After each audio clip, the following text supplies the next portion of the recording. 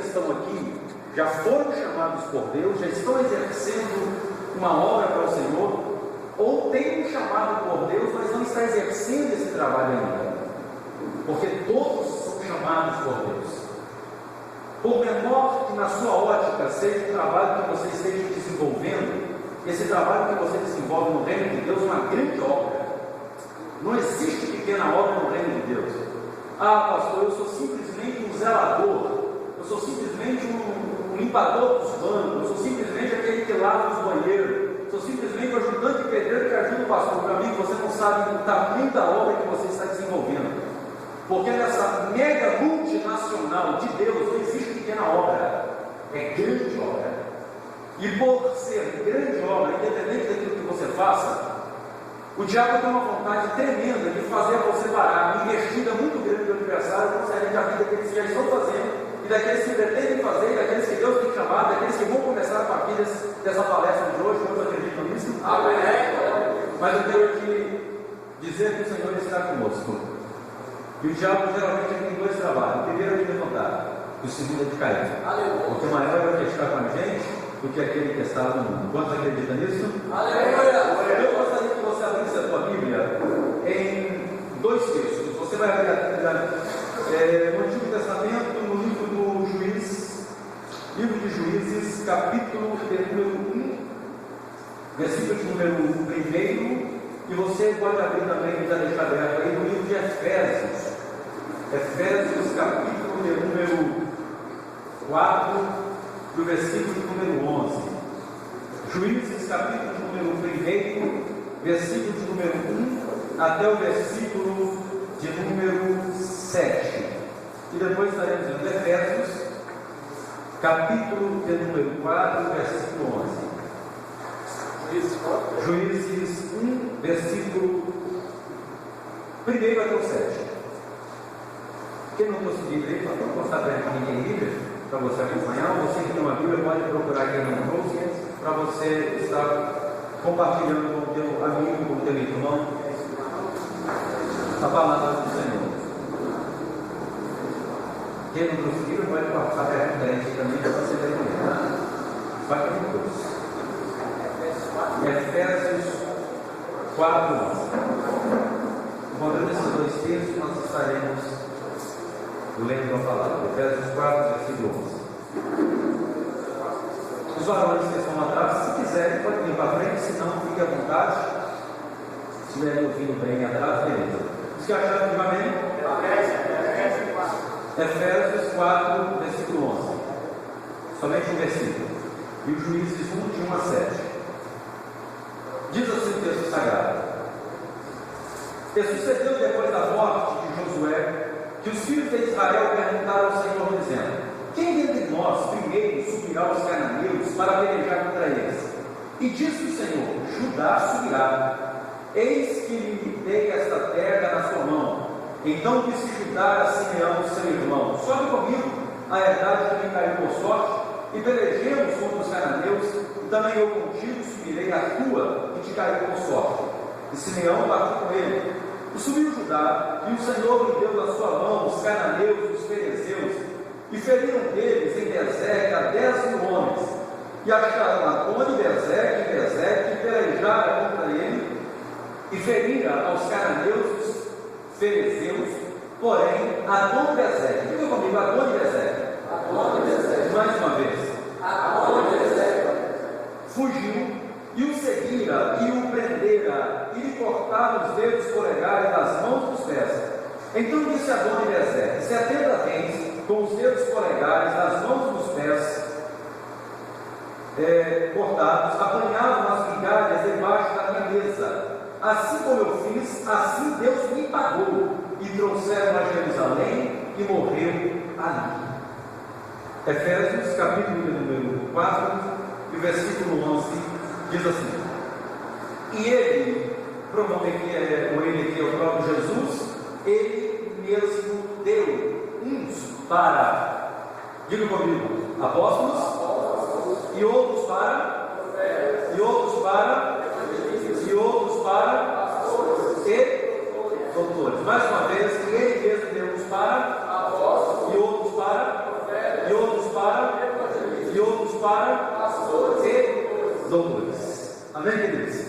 Glórias a Deus. Amém sim, amém não? Amém sim, né? Maravilha.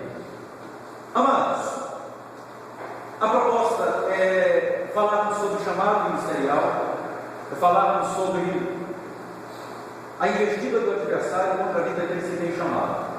Mas, antes de adentrarmos aqui no seio do sermão, no meio da mensagem, vamos observar o seguinte: o Senhor tirou Israel como os fortes do Egito e peregrinou o teu povo pelo deserto. Um líder escolhido por Deus para essa grande obra, para essa grande empreitada, para essa grande campanha, foi justamente Moisés. Quem foi?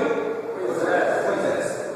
É muito interessante que no decurso do ministério de Moisés no deserto, chegou uma hora que Moisés estava estafando já, estava quase em tempo de dar uma parada cardíaca, de tanto problema. O sogro de Moisés, Jetro, chamou Moisés e falou: Moisés, faz o seguinte, cara, você vai acabar morrendo, você está tentando resolver as coisas sozinho. Faz o seguinte: escolhe aí capitães para que governe 1000, para que governe 100, para que governe 10, para que governe 5, e você pega as causas maiores e mais difíceis e resolva. Poxa, você está tentando fazer tudo sozinho. E a Bíblia diz que Moisés fez e o negócio funcionou. Só que Moisés preparou o líder. Moisés preparou o camarada para que fosse o sucessor dele após a sua partida, após a sua ida, após ele morrer. E o nome desse camarada era Josué. É muito interessante isso. Moisés preparou quem para ficar no seu lugar? Josué. Quem eu pergunto a vocês? Josué preparou quem para ficar no lugar dele?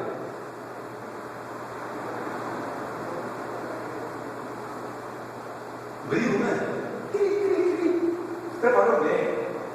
É por isso que nós estamos agora no livro dos Juízes, após a morte de Josué, e as 12 tribos de Israel batendo cabeça e perguntando agora qual tribo ou qual homem que vai subir contra as cidades fortes para conquistar a terra de Canaã.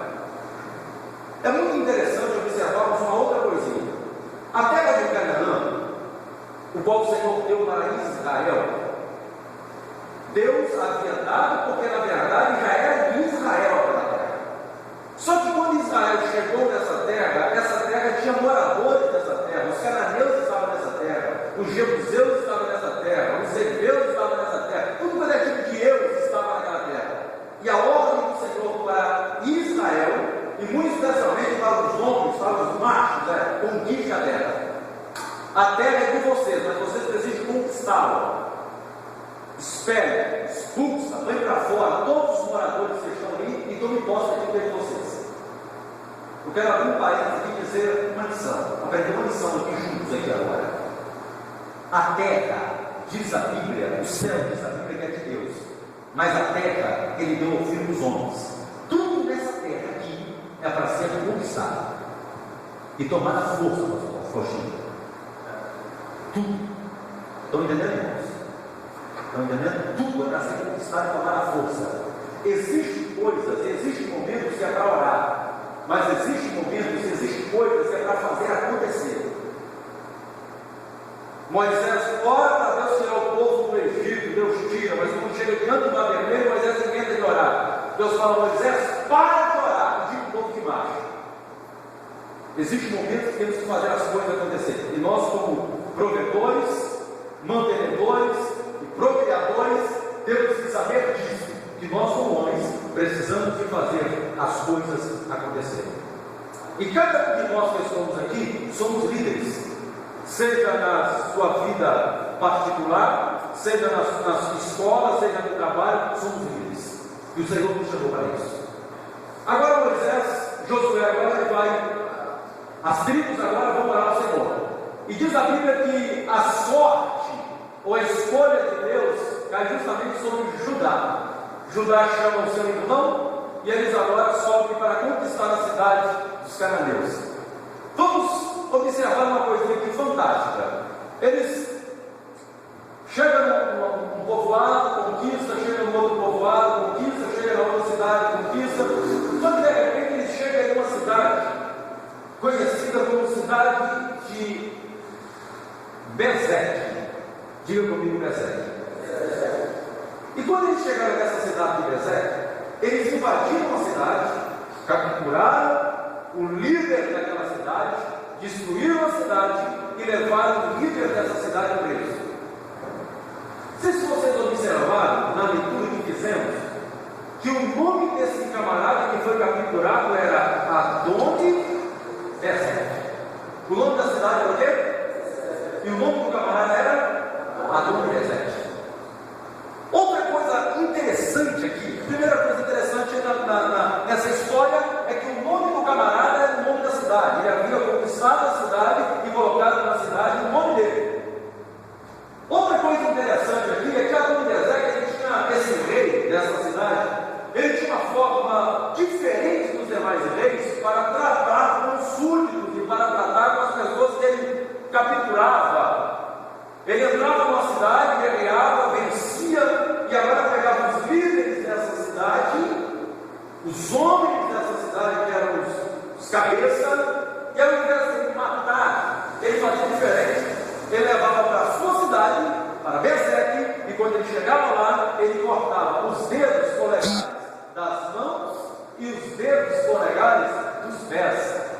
Ele fazia isso de quem, ô pregador? Ele cortava o dedo dos protetores, dos líderes, dos homens de guerra e dos reis da cidade. Mas por que Adoni-Bezek fazia isso? Qual o objetivo de Adoni-Bezek? Quer ver? Segura assim, olha, o dedo do seu dedo polegar. Segura assim, faz assim.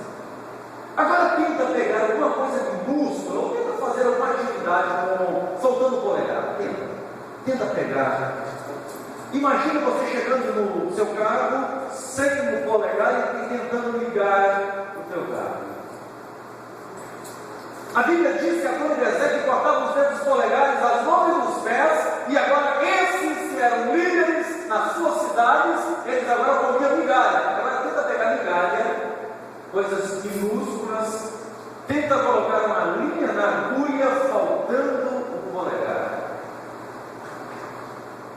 Então o objetivo de Adoni-Bezek não era matar. O objetivo de Adoni-Bezek era envergonhar aqueles que tinham autoridades, porque uma vez que você perde o polegar e você é um soldado de guerra, você volta para casa, porque você não consegue manusear a espada. E esse era o objetivo de Adoni-Bezek. Uma outra coisa, ele cortava os polegares dos pés. Se você perder os polegares dos pés, parte do seu equilíbrio fica comprometido, porque parte do equilíbrio do corpo está justamente nos polegares. Então o cara fica bom. Só que mais uma coisa fantástica, eu gostaria que você maximizasse a atenção e aprendesse isso agora. A palavra Adoni-Bezek, ela vem de uma junção do hebraico. Eu me pergunto, mas nada do hebraico de Deus eu não sei, só que estou falando o que eu pesquisei, não sou professor de hebraico. Adoni-Bezek, Adoni vem de Adonai, e a palavra Adonai vem de Senhor. Bezek pode ser um dos significados, brecha, entre os vários que existem. Então Adoni-Bezek significa Senhor das brechas, ou Senhor de Bezek, como em outras traduções. Então Adoni-Bezek, ele é o tipo legal do adversário e do inimigo da obra de Deus, Satanás. Porque o que Satanás tem feito nesses últimos dias, pastores, Luciano, não é matar, porque na época escura da igreja, na época da igreja primitiva, o diabo matava. Só que o diabo estava perdendo com isso. Por quê? Porque matava-se um crente numa marina, comido pelos leões, se convertia sem na arquibancada. Matava um Estevão apedrejado, mas não demorava muito tempo, Pedro lançava a rede, com duas pedadas, olha que Deus se convertia. Então daqui a pouco eu estou perdendo com isso. O que eu vou fazer? Eu vou somente cortar o ministério deles. Tem gente que aqui da igreja, tem um monte de homem da igreja, mas não quer fazer nada, sem anunciar a espada, sem fazer corta o ministério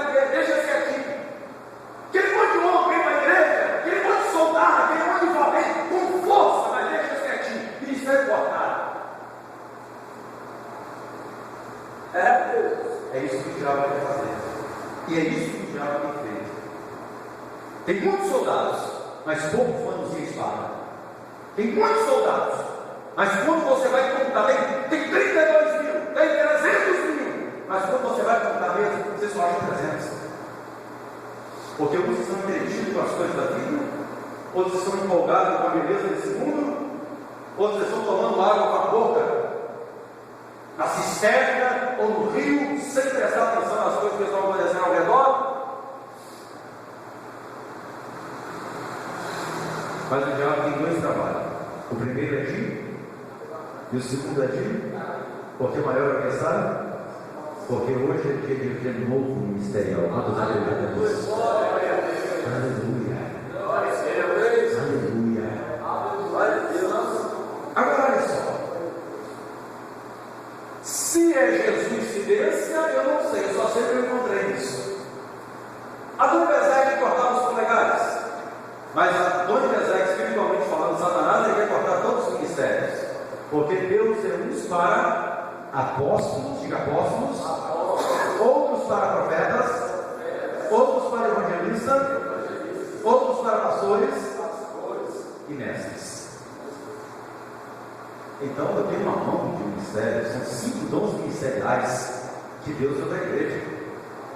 E a Dona Bezerra não quer cortar simplesmente os polegares, mas ele quer cortar os polegares, ele quer cortar um profeta, um indicador, ele quer cortar o dedo médio, que deveria ser o dedo maior, ele quer cortar o anelar e quer cortar o dedo mínimo. Cada um desses dedos aqui tem um significado ministerialmente falando. E eu quero acreditar que os homens que estão aqui hoje têm um desses ministérios. Aleluia. Crê nisso? Aleluia. Apóstolos. Quem são os apóstolos? Pastor. Apóstolos são justamente os desbravadores de obra. Apóstolo Paulo, fundador. E aonde não tinha que fazer acontecer? Desbravadores. Camarada chega num lugar, tem um chamado de Deus para entrar em um lugar onde não tem nenhuma igreja. E ele chega aqui, ele começa o trabalho do nada, e faz o negócio acontecer. Eu sou Faustino, sabe que eu tenho homem aqui com esse chamado? Glória a Deus. Apóstolos. Homens que têm coragem, têm garra. Tem algo. E o Senhor vai estar levantando aqui hoje, homens. Porque a única coisa que precisa é um despertar. E Paulo diz: desperta que eu estou em ti. E o Senhor me trouxe aqui hoje para poder dizer para você: desperta. Aleluia. Tem grande obra que Deus tem na tua vida. Aleluia. É fantástico que o apóstolo quer dizer que ele é maior do que os demais, mas ele tem um gás dentro dele, dado pelo Espírito, que ele toca nos demais ministérios. Olha, ele toca todos. A visão dele é uma visão ampla, uma visão de área. Ele é tido muitas vezes como visionário, como lunático.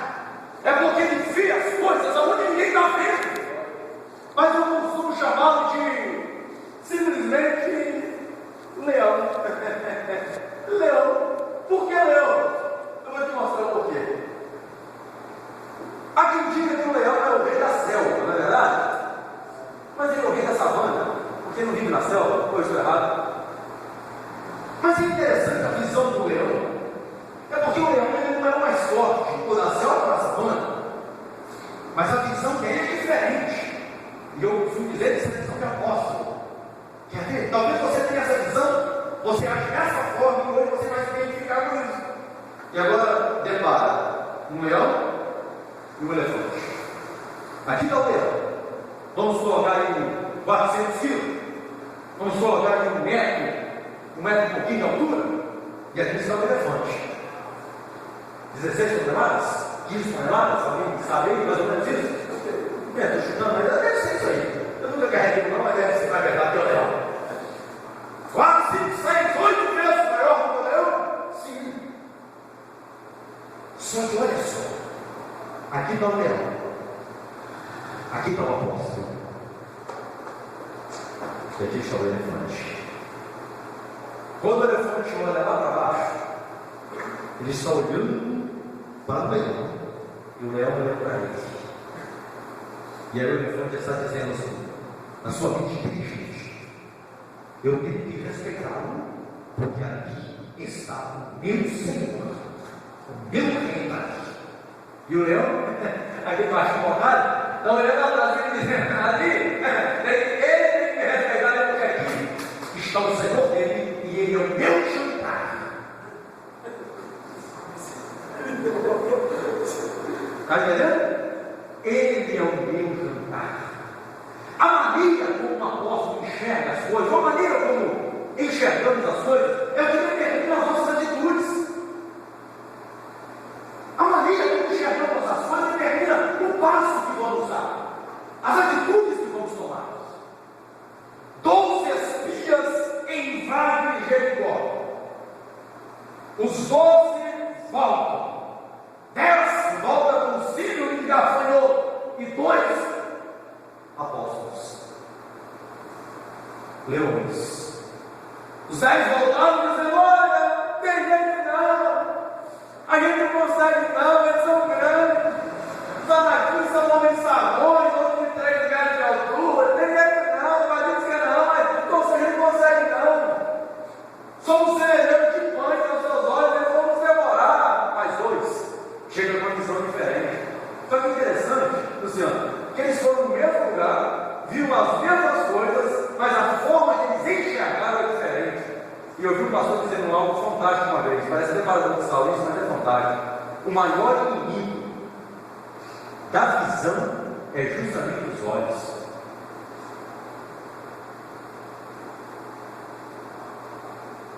Os 2 voltaram dizendo o seguinte: Moisés, eles são grandes.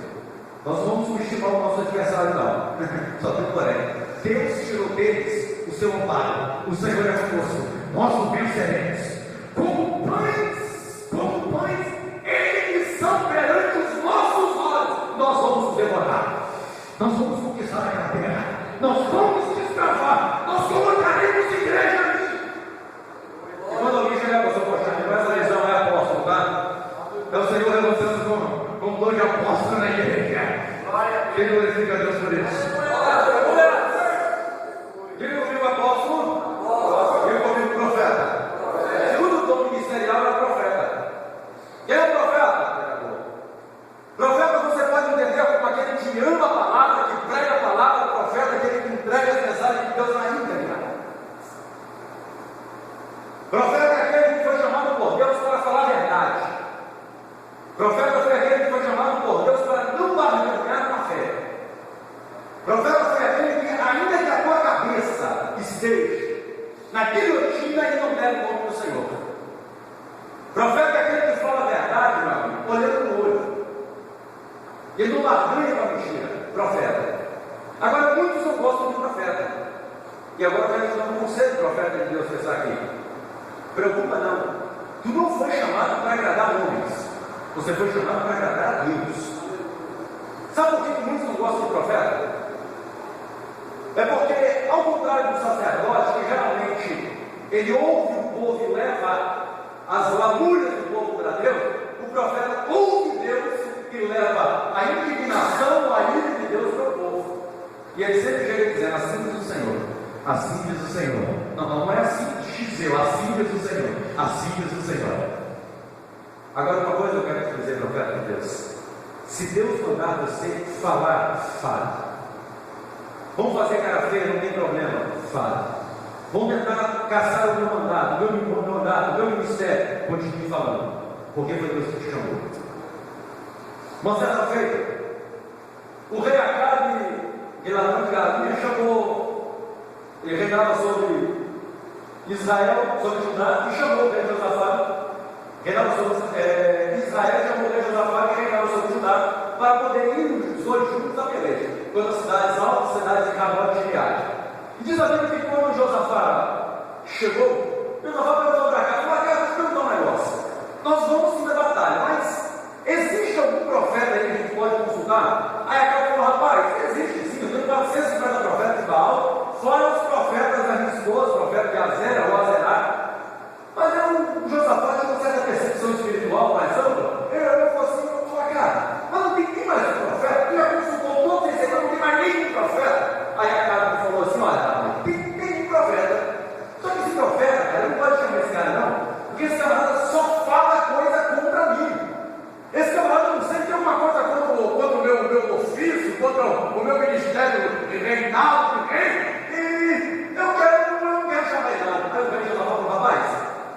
só vou subir para a guerra com você quando esse profeta chegar. Qual o nome dele? O nome dele é Micaías. Ele chama Micaías.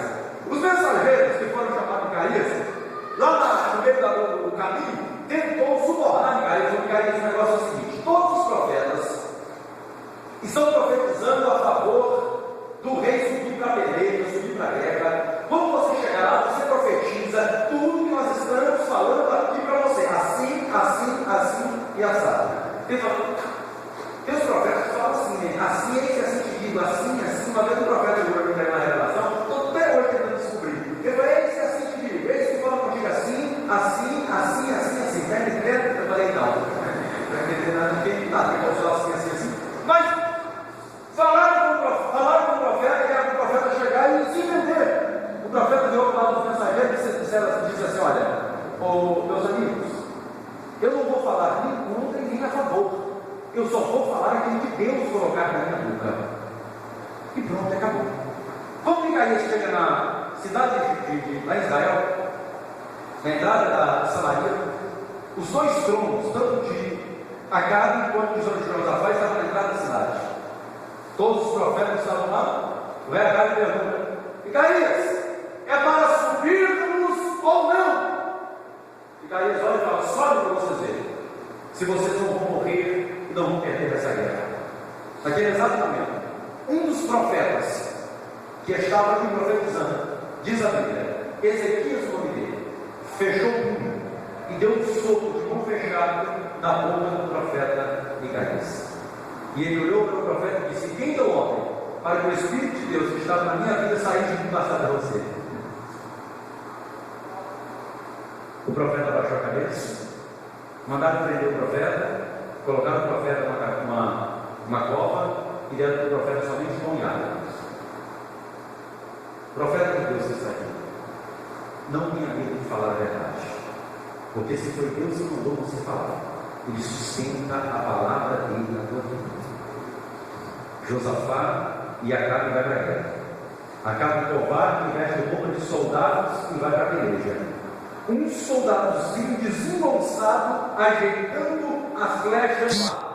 A flecha deve que saiu para baixo, mas o Espírito de Deus, que não é o alvo, assoprou na flecha e a flecha saiu procurando o rei. E foi aonde ele estava. E ele foi morto.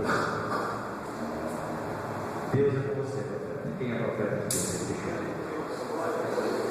Só que Adonias já está querendo acabar com os profetas da igreja. Está querendo acabar com aqueles, pastor Paulo, que fala a verdade. Porque falar a verdade hoje, nesses últimos dias, é você arrumar confusão com a Bíblia. Eu vou dar um conselho: pregue a Bíblia, fale da Bíblia. É a Bíblia que guia, é a Bíblia que direciona, é a Bíblia que determina. Pregue a Bíblia. Pregador, eu não importei com o que você falou, eu não falei nada de mim, eu falei a Bíblia. É a Bíblia que diz, é a Bíblia. O profeta prega a Bíblia, Bíblia, Bíblia e Bíblia. Levante a mãozinha do profeta para o céu. Fecha, dedique o profeta, aponte o irmão que está do lado e fala assim: Jesus não está falando, eu vou falar. Cada um dele, eu prego tudo. Não vou conseguir nem sair, mas dê uma salva de palmas para Jesus.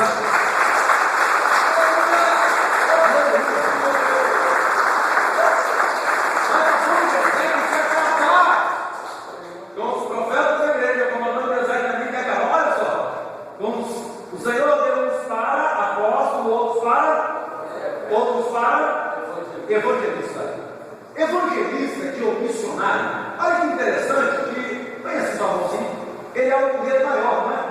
Não quer dizer que o ministério de evangelista ou de missionário seja um ministério superior aos demais, mas esse ministério significa um ministério que vai mais longe. Eu sou um pastor missionário, eu sou um pastor evangelista. Raridade você vai encontrar na igreja. Não quer dizer que eu sou maior ou melhor do que ninguém. Não é por fato de estar com o microfone na mão aqui falando para vocês que eu me torno superior ou que eu me torne sem pecado. A diferença é que eu fui chamado para poder falar, para poder pregar, para poder ensinar. Mas eu falho, eu pego em áreas. Se você não pega, você pega em áreas que eu não pego. Mas todos nós falhamos. Mas aquele que foi chamado para ser missionário, para ser evangelista, ele sempre vai mais além. Ele não consegue ficar trancado com 24 paredes. A vida dele, ele está nas esquinas falando do amor de Jesus. E aonde ele estiver, ele está falando do amor do Senhor. missionários, aquele que acorda pela manhã, aquele que torna e sonha com Cuba, com a África, com os países que, por exemplo, a África tem país na África que 70% da população está contaminada com AIDS e as outras 30% tuberculose. Mas o missionário que foi chamado por Deus, ele tem sede por essas vidas e ele clama dizendo: Senhor, me envie para lá, porque ainda que eu perca a minha vida lá, eu perderei por uma boa causa, pelo amor do teu nome e pregar a tua palavra para aqueles que precisam. Ele vai mais longe. Só que a Dona Ezequiel está cortando o desejo missionário do coração de muitos. Estamos tão entretidos, estamos tão envolvidos no nosso mundinho, com a nossa visão do ter mais, do adquirir mais, que nós não estamos satisfeitos com o que temos, não usufruímos daquilo que já temos, queremos sempre mais e mais e mais, e esquecemos do necessitado que está do nosso lado. Missionário, Senhor, que você vem nessa noite para te balançar e para dizer para você que o teu papel na terra, o nosso papel na terra, é ganhar a nossa Senhor. Somos servos, e aquele que não vive para servir, não serve nem para viver. Somos servos, e servos da orelha furada, escravos, tolos, ganholas. Quer ver? Se essa igreja aqui, vamos colocar que essa igreja aqui tenha 100 membros, uma comparação, 100 membros e 100 congregados. Então nós temos aqui 200 ovelhas. Ovelhas geram. Você já imaginou? Se você deixar o Senhor despertar em você o chamado missionário, e dessas 200 ovelhas aqui, você não precisa ganhar muito não, você tem 365 dias no ano, uma beiradinha ainda. E se você ganhar uma vida dentro de 365 dias do ano, você ganhar uma vida para Jesus, no final do ano, o que acontece nas igrejas? Em quantidade de membros congregados?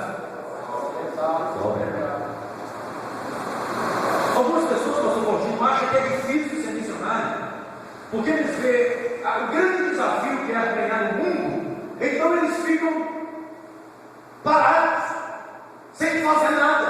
Só que eu aprendi uma coisa interessante: o Senhor Deus não quer que você ganhe o mundo para Ele. Não. Ele quer que você ganhe as pessoas que Ele colocou no seu caminho para você ganhar. Aleluia.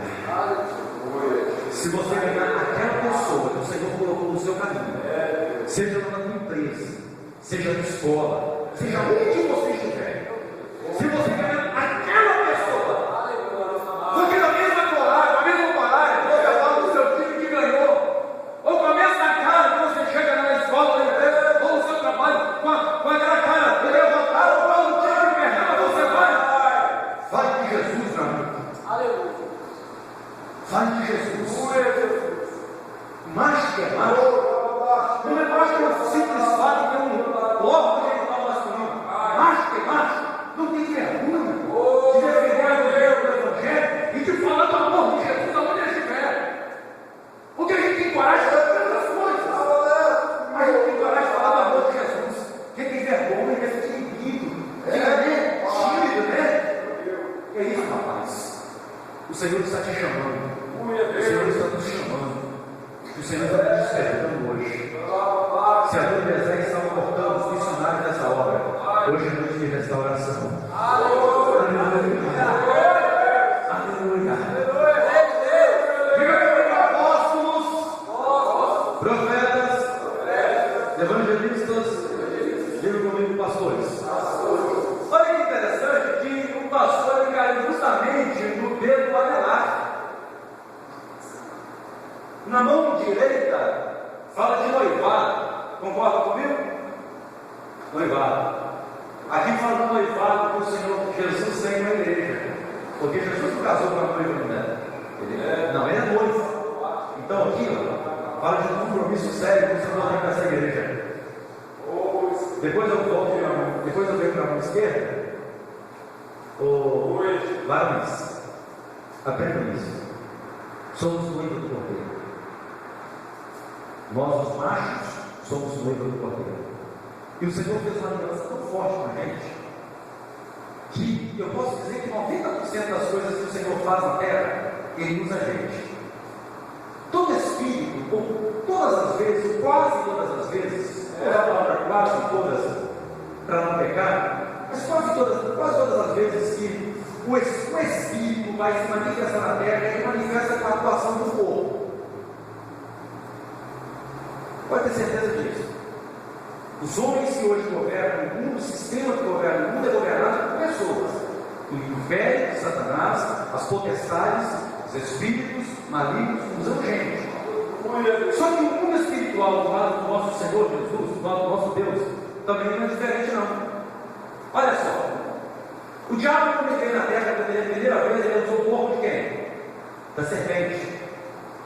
Deus quando veio na terra se manifestando, e a força, a expressão maior da manifestação de Deus na terra foi o seu Filho, ele veio literalmente o corpo de quem? De Jesus homem. E o Espírito de Deus hoje, ele trabalha na terra por intermédio do corpo de quem? Nós temos que então ele nos usa. Então tem uma aliança muito forte, mas muito forte mesmo, do Espírito de Deus com a gente. E todas as vezes que você encontra o id do Senhor, você vai encontrar a presença do Espírito Santo. Quer ver? Ide,